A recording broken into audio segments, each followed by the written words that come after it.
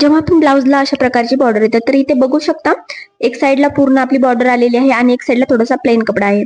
तर इथे सर्वात अगोदर आपल्याला बॉर्डर एकावरती एक ठेवून घ्यायची आहे. दोन्ही साइडच्या ज्या बॉर्डर आहेत त्या बरोबर एकावर एक आल्या पाहिजे, जेणेकरून दोन्ही बाही आपली व्यवस्थित दिसली पाहिजे ब्लाउज शिवल्यानंतर.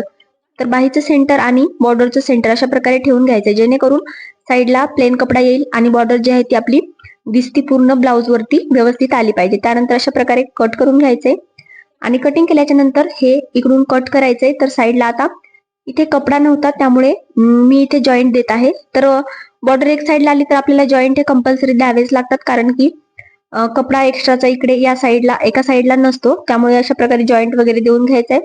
त्यानंतर आपली जी अस्तरची बाही आहे ती ब्लाउज पीस वरती व्यवस्थित बॉर्डरच्या हिशोबाने ठेवून आपल्याला जॉईंट करायची आहे.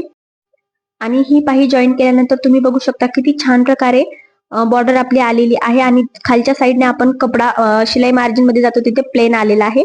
एकदम फिनिशिंग मध्ये ही बाही आपली जॉईन करून झालेली आहे. तर व्हिडिओ कसा वाटला कमेंट करून नक्की सांगा. थँक्यू.